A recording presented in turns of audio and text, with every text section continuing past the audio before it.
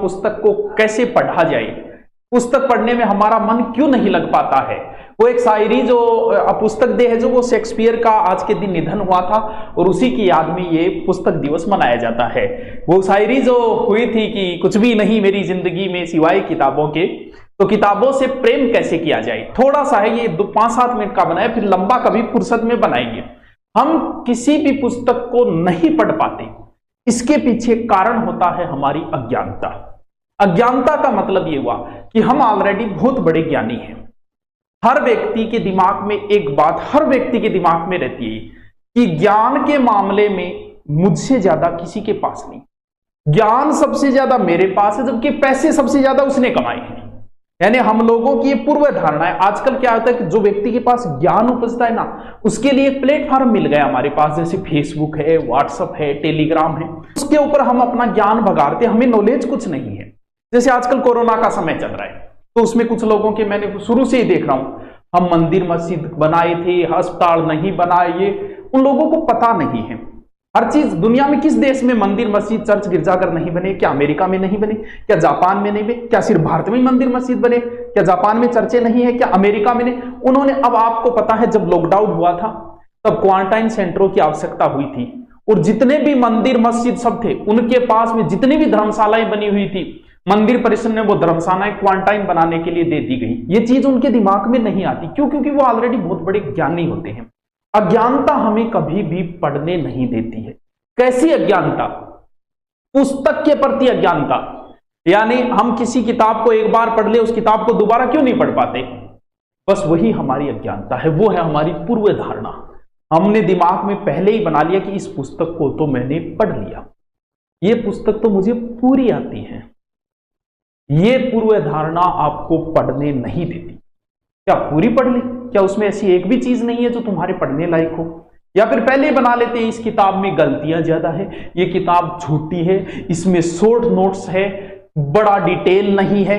ऐसी कई बार क्या होता है, अध्यापक जब हम पढ़ाते हैं तो कई बार पुराना स्टूडेंट बैठ जाता है क्लास में और दिमाग ठनक जाता है पूरा का पूरा।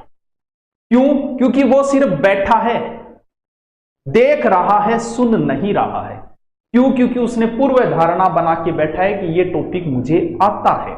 अब सिर्फ वो बैठा है, बीच में अगर कुछ पूछ ले तो उसका ध्यान किधर और ही रहता है। पूर्व धारणा हमें पुस्तक नहीं पढ़ने देती। कि कौन सी पूर्व धारणा? कि मुझे सब कुछ आता है, इस किताब से ज्यादा मुझे आता है। इसलिए दिमाग हमेशा खाली रखो, खाली दिमाग के अंदर ही कुछ आएगा, भरे गिलास को और नहीं भरा जा सकता पार्थ। इसलिए दिमाग, क्योंकि खाली जगह में ही कुछ आएगा। दिल में कोई जगह है तो ही तो कोई आके बैठेगा, तभी तो पूछा जाता है, पूछते नहीं क्या है क्या कोई? बोल कौन नहीं, कौन नहीं तो मुझे जगह दे। क्यों? क्योंकि अगर खाली जगह, तो दिमाग को खाली रखो कि मुझे कुछ नहीं आता, इस पुस्तक में बहुत ज्ञान है, इस पुस्तक को मैं पढ़ूंगा। नेक्स्ट, अगर कुछ टॉपिक की बात करें कि पढ़ना आसान, पढ़ना तो आसान नहीं है। अगर इतना आसान होता तो हर कोई पढ़ लेता यार। दुनिया के कितने प्रतिशत लोग पढ़ते हैं? कुछ लोग जरूरत से पढ़ते हैं। तुम इसलिए पढ़ रहे हो आज मेवाड़ मारवाड़ का इतिहास कि तुम्हें नौकरी लगना है। अगर नहीं लगना होता तो तुम कभी नहीं पढ़ते इनके बारे में। आज तुम रामायण महाभारत इसलिए नहीं पढ़ रहे कि आपके सिलेबस में नहीं, अगर लगा दी जाती तो तुम पढ़ते, मजबूरी में पढ़ते हैं। 2% ऐसे लोग होते हैं। यानी आपसे मैं कहूं क्यों पढ़ रहे हो, तो आपका जवाब होगा कि ज्ञान बढ़ाने के लिए। ऐसा जवाब नहीं, हमारी जरूरत है, हमें नौकरी लगना है इसलिए पढ़ रहे हैं। तो पढ़ना कहीं आसान तो है नहीं, तो फिर मन लगाएं तो फिर किताबों में मन कैसे लगाएं? बात यही तो है।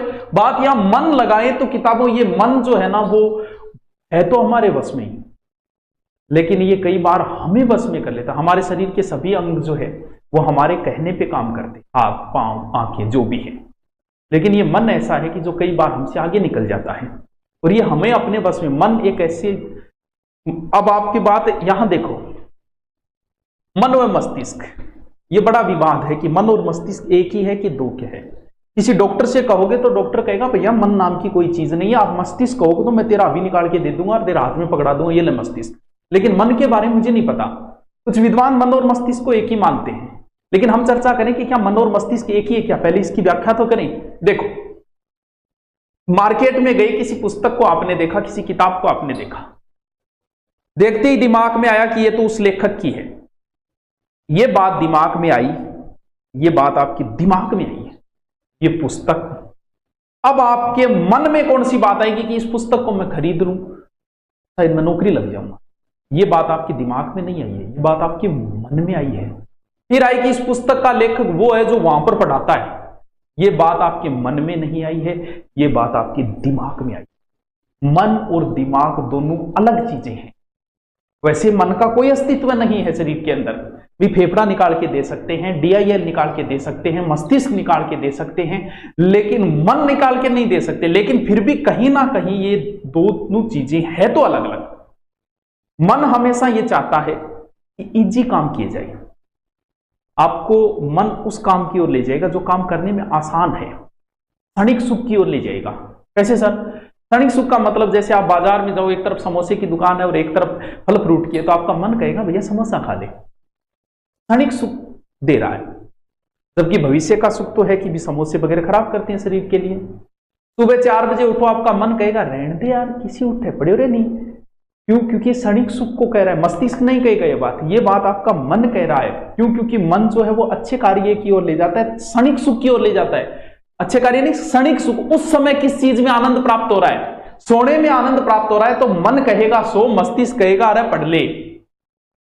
मन और मस्तिष्क जो है उसको परिभाषित अगर हम करें तो दोनों बहुत अलग अलग चीजें हैं। लेकिन साइकोलॉजी में हो सकता है एक चीज मान ली गई हो, विज्ञान के अंदर मन का वैसे कोई अस्तित्व नहीं है। अब बात हम करते हैं कि मस्तिष्क जो है वो भी बड़ा महत्वपूर्ण। वैसे बात करें कि मन को अगर आप थोड़ा सा कंट्रोल करना अगर सीखोगे, कहीं ना कहीं इसके विपरीत चलना पड़ेगा। कुछ दिन विपरीत चलो, फिर इसके समझ में आ जाएगी कि भाई साहब हमारा कहना नहीं मानेंगे। अब जो ये कह रहे हैं वही, सुबह उठने का मन नहीं किया, एक बार इसके विपरीत चलो, उठना शुरू कर दो, बाद में ये कहना ही बंद कर देगा, छोड़ यार ये मानेगा तो नहीं, चलो ठीक है उठ जा भाई तू उठ जा। एक बार इसके थोड़ा सा, या इतना भी बेवफा नहीं है कि आपका कहना ही न माने, धीरे धीरे, क्योंकि ये आपके शरीर का अंग है। शरीर का अंग है तो एक दिन वो आपका कहना मान लेगा। मानेगा तभी जब आप इसके विपरीत कार्य करोगे, कुछ दिन विपरीत कार्य करोगे।